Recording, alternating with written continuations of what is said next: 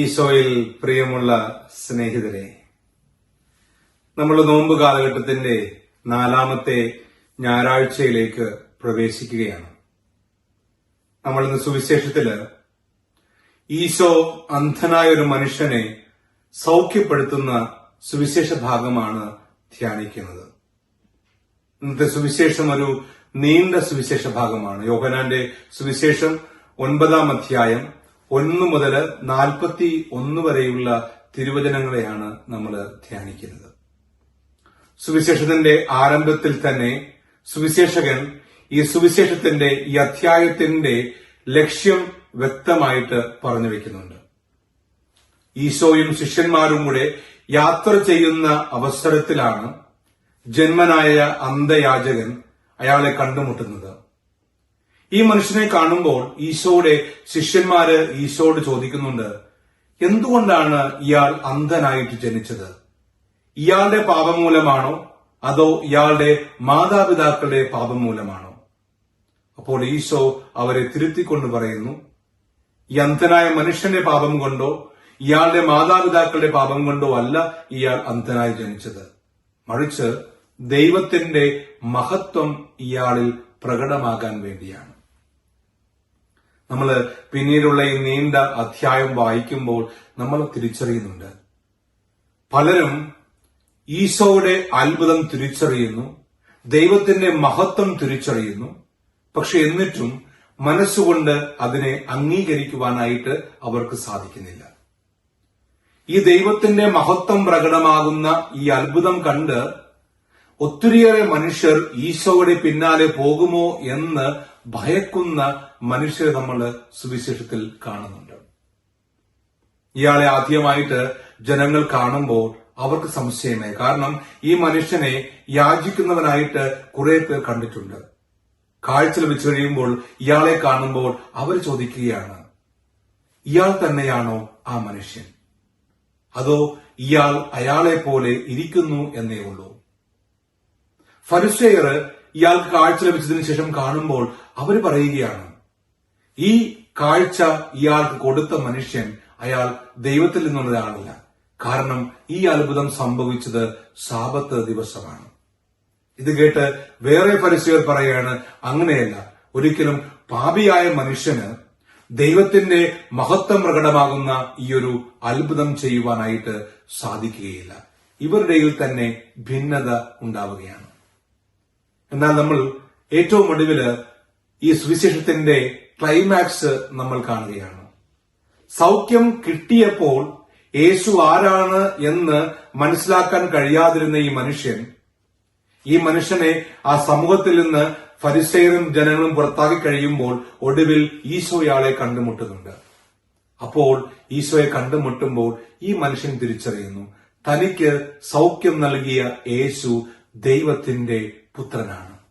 അയാൾ ഈശോയെ തന്റെ കർത്താവും ദൈവവുമായി സ്വീകരിച്ചുകൊണ്ട് യേശുവിനെ ആരാധിക്കുന്നു. പ്രിയമുള്ളവരെ, സുവിശേഷം അടിവരയിടുകയാണ്, ഈ മനുഷ്യന്റെ അന്ധത അത് ദൈവത്തിന്റെ മഹത്വം പ്രകടമാകാൻ വേണ്ടിയുണ്ടായിരുന്ന ഒരു രോഗമായിരുന്നു. എങ്ങനെയാണ് ഇത് ദൈവമഹത്വം പ്രകടമാകുന്ന ഒരു സൗഖ്യമായിട്ട് മാറുന്നത്? കാരണം ഈ മനുഷ്യൻ ജന്മന അന്ധനായിരുന്നു. ഇയാള് വലിയൊരു വേദനയും വലിയൊരു മുറിവുമാണ് ജീവിതത്തില് അന്നുവരെ പേറിയിരുന്നത്. തനിക്ക് ചുറ്റുമുള്ള എല്ലാ മനുഷ്യരും ഈ ലോകത്തിന്റെ എല്ലാ കാഴ്ചകളും സൗന്ദര്യവും കാണുകയും ആസ്വദിക്കുകയും ചെയ്തപ്പോൾ ജീവിതത്തില് വിങ്ങലോടുകൂടി തന്റെ ജീവിതത്തെ മുൻപോട്ട് നയിച്ച ഒരു മനുഷ്യനായിരുന്നു ഇയാള്. അന്ധനായതുകൊണ്ട് തന്നെ ഇയാൾ യാചകനായിട്ട് മറ്റുള്ളവരുടെ കാരുണ്യത്തിൽ തന്റെ ജീവിതത്തെ മുൻപോട്ട് കൊണ്ടുപോയ മനുഷ്യനാണ്. ജീവിതത്തിന്റെ എല്ലാ പ്രതീക്ഷകളും പ്രത്യാശകളും നശിച്ച് ജീവിതത്തില് വേദന പേറി മുൻപോട്ട് പോയ ഒരു മനുഷ്യനെയാണ് പ്രിയമുള്ളവരെ ഈശോ കാഴ്ച നൽകി ഇങ്ങനെ ജീവിതത്തിലേക്ക് ഉയർത്തിക്കൊണ്ടുവരിക. ഇവിടെ ഈ മനുഷ്യനില് ദൈവത്തിന്റെ ലോകത്തിൽ ആർക്കും ചെയ്യാൻ പാടില്ലാത്ത ഒരു മഹത്വമേറിയ സൗഖ്യം നൽകുക വഴി ദൈവത്തിന്റെ മഹത്വം ഇയാളില് പ്രകടമാവുകയാണ്.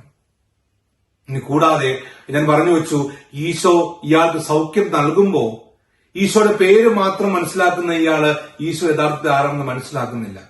എന്നാൽ ഏറ്റവും ഒടുവില് തനിക്ക് സൗഖ്യം നൽകിയ ഇയാള് നിസ്സാരക്കാരനല്ല, അവൻ ദൈവത്തിന്റെ പുത്രനാണെന്ന് മനസ്സിലാകുമ്പോൾ ഇയാൾ ഈശോയെ തന്റെ കർത്താവായി അംഗീകരിച്ചുകൊണ്ട് ഈശോയെ ആരാധിക്കുകയാണ്. ഇവിടെ ഈ മനുഷ്യനിലൂടെ ദൈവത്തിന്റെ മഹത്വം പ്രകടമാകുന്നു. ഈ മനുഷ്യന്റെ ബാഹ്യമായിട്ടുള്ള കണ്ണുകൾ മാത്രമല്ല, അദ്ദേഹത്തിന്റെ ആത്മീയമായിട്ടുള്ള കണ്ണുകൾ കൂടി ദൈവം തുറന്നുകൊണ്ട് ഈ മനുഷ്യനെ ദൈവം സ്വന്തമാക്കുകയാണ്.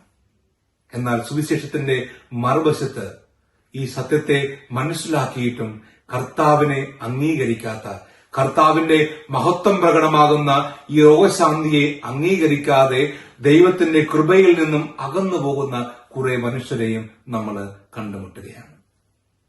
പ്രിയമുള്ളവരെ, ഈ വിശുദ്ധമായിട്ടുള്ള നോമ്പ് കാലഘട്ടത്തില് നമ്മള് ദൈവത്തെ ഇങ്ങനെ ഒരു ചെറിയ രീതിയിൽ, ബാഹ്യമായിട്ടുള്ള രീതിയിൽ മാത്രം മനസ്സിലാക്കാതെ ഈ ലോകത്തിലെ ഓരോ പ്രവൃത്തികളിലൂടെയും ദൈവത്തിന്റെ മഹത്തായ കയ്യൊപ്പ്, ദൈവത്തിന്റെ മഹത്തായ ഇടപെടലുകളെ നമ്മൾ തിരിച്ചറിയുവാനായിട്ട് തയ്യാറാകണം. ആ ഒരു കൃപയ്ക്ക് വേണ്ടിയാണ് നമ്മൾ പ്രാർത്ഥിക്കേണ്ടത്.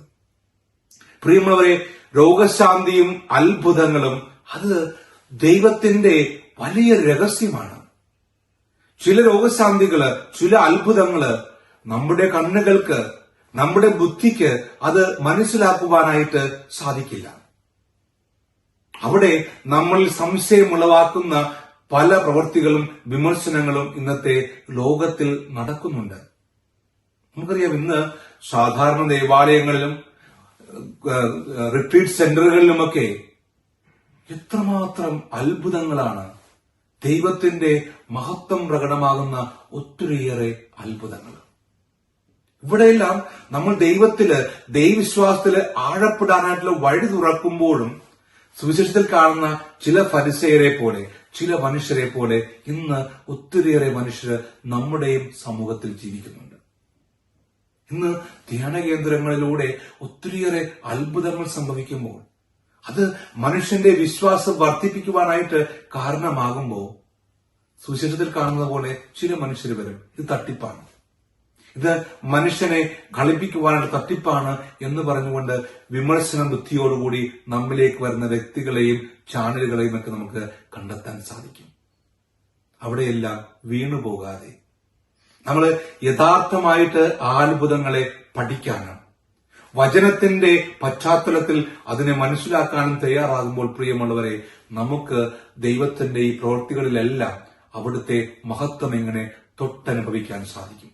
അത് നമ്മളെ കൂടുതൽ ആത്മീയതയിലേക്കും ദൈവവിശ്വാസത്തിലേക്കും കൂടുതൽ ദൈവകൃപയിലേക്കും നയിക്കുവാനായിട്ട് കാരണമാകും. ആകയാൽ പ്രിയമുള്ളവരെ, ഈ ഒരു ദൈവത്തിന്റെ അത്ഭുതം അത് യന്ത്രനായ മനുഷ്യനെയും ആ അത്ഭുതം അറിഞ്ഞ കുറെ മനുഷ്യരെയും ദൈവത്തിലേക്ക് അടുപ്പിച്ചതുപോലെ നമുക്ക് ചുറ്റിലും നമ്മിലുമൊക്കെ ഇങ്ങനെയുള്ള ദൈവത്തിന്റെ രോഗശാന്തികള്, ചില മഹത്വം പ്രകടമാകുന്ന അവസരങ്ങൾക്ക് ഉണ്ടാകുമ്പോൾ അതിനെ ഹൃദയം കൊണ്ട് മനസ്സിലാക്കാനും വിശ്വസിക്കുവാനും അതുവഴി നമ്മളും ദൈവമഹത്വത്തിന്റെ ഭാഗമായി തീരുവാനായിട്ടുള്ള കൃപയ്ക്ക് വേണ്ടി നമുക്ക് ഈ നോമ്പ് കാലഘട്ടത്തിൽ പ്രാർത്ഥിക്കാം. ദൈവം നമ്മളെ അനുഗ്രഹിക്കട്ടെ.